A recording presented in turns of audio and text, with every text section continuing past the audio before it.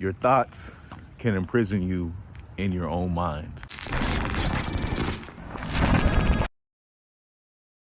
Sometimes we get in the way of ourselves. We're our biggest critics. And oftentimes what that does when you're so critical of yourself, it gets you into this state, which has often been called as analysis paralysis. So taking those two words, analysis meaning to analyze, paralysis meaning to be paralyzed. What's up, doggy? It's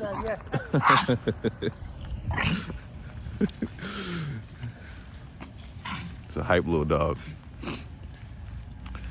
So analysis paralysis, you're thinking too much, so you don't do anything. Essentially is what it comes down to. And I, like many others, have been a victim of this. And that itself is a prison, y'all. When you go to prison, what happens? You can't move, you can't do anything that you want to do. And when we get these thoughts, this overthinking, this overwhelming feeling, it does the same thing. It causes us to be stuck in place, just like a prison, confined in our own minds. So oftentimes, what I find best that helps me is to be still. We're already confined, we're already feeling stuck, so let's just be still. And in that stillness, allow ourselves and our emotions to be. Just let it be. 2 visualization techniques that I learned is you can imagine your thoughts as a stream. Imagine yourself looking at a river stream, or maybe it's raining and you're watching the water go down the street into the drain, and it's fall time and you see the leaves passing you by in the river or the stream. And each one of those thoughts that you have is a leaf. So you just let the leaf go by. You don't chase the leaf. You don't try to pick up the leaf. You don't try to stop the stream. You just sit there and observe it. The other visualization is a setting where you're at a train station, sitting on a bench, not really waiting for a train, just chilling. You're just chilling and you're observing. And as the train comes by, there's different boxcars and you're just watching the train go by. Again, you're not trying to hop on the train, catch a ride. You're just observing the train as it goes by, and each one of these train cars is a thought or an idea. Just observe it. Oftentimes, we get attached to these thoughts, we get attached to these feelings, these ideas, and we chase them. And that itself is fatiguing your mind. It's causing you to drain your energy. It does for me. I know that for a fact. However, when you allow yourself to be still and just watch it, it's not as fatiguing. And eventually what will happen, in my experience, is you'll let go. Let go of the need to overanalyze these things. And in that moment, what I find what works best for me is to take the smallest action towards whatever our goal is or whatever we were overthinking about. Because again, I'm gonna keep saying this repetitively, you gotta celebrate the small wins. So when you take that first action towards your goal or whatever it is you're overthinking about, that's a win. It's a win. Nobody's gonna come over here and high five you and pat you on the back. You know, you have to do it for yourself. And it's so much more beautiful when you do it for yourself and you allow yourself to accept it from yourself and appreciate it. Because what that does is that's opening the cell of your mind right there. You putting the keys in the lock. Next step, you turn the key. Next time you practice this visualization, you letting your thoughts go by, you're being still, you're opening the cell. So it's really a beautiful process. And I believe we should practice this, especially if you are overanalyzing. There is a particular meditation practice called Vipassana meditation.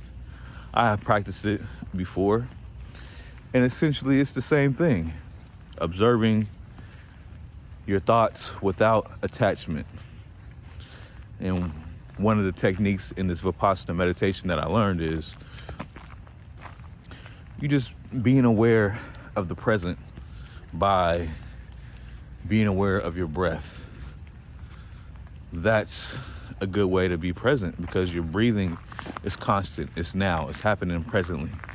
So what I learned in this particular Vipassana meditation is when you are breathing in, be aware that you're breathing in. When you are exhaling, be aware that you are exhaling or breathing out. And what that does is it puts your energy and your focus towards the present moment inherently, because your breaths are in the present moment. And that is liberating your mind from analysis paralysis, and it's liberating your mind from that confinement of your thoughts, which oftentimes are repetitive. And these repetitive thoughts can be a prison cell. So I believe that being mindful of our thoughts, catching ourselves when we are doing this, that's the first step to liberating your mind, is to be aware of what you're doing, of what you're thinking, and how you're feeling. And you don't have to judge, be ashamed, or guilty once you do become aware of it.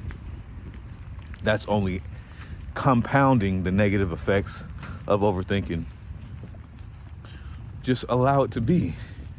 Celebrate that win.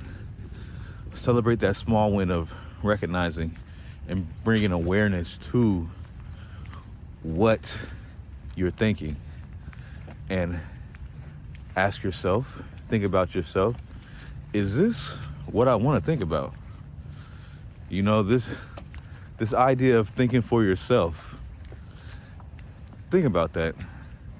Think about the thoughts that we have that we don't necessarily want to think. Are we thinking for ourselves? It's a interesting concept, thinking for yourself. And I personally believe it is due to just experiences in which we've adapted these beliefs, we've adapted these particularly limiting beliefs that are in our subconscious mind. So naturally we go back to these beliefs, and it may not be what we want to think consciously. Consciously we're like, no, that's not a thought I want. But subconsciously, and that's a lot deeper into your psyche, you can't help it. It's your biology, because of the repetitiveness, the symbols associated with that thought or that belief, or it's the emotional charge, the emotional connection to that belief, which oftentimes that emotional connection or emotional charge is unfortunately trauma, which causes us to have these beliefs in our subconscious mind.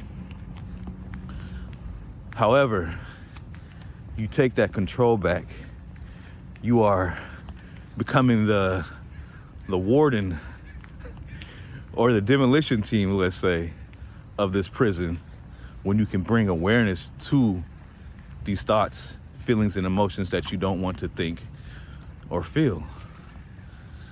So you can destroy these beliefs of the subconscious mind and replace them with a newer belief, a new facility. We're going to tear down a prison and create a hospital or a science lab or a school, something more productive that we can learn from, experiment, be creative in our own mind. We don't want to be confined in the mind. So with that being said, y'all, I hope you got something out of this. Let's rid ourselves of analysis paralysis, build new beliefs that can be creative and constructive for ourselves, and reprogram our subconscious mind to automatically feel and do the things that we truly want to do, thinking for ourselves. Hope y'all got something out of this. I'll holla at y'all later. You already know what it is, man. Peace to all the rebels.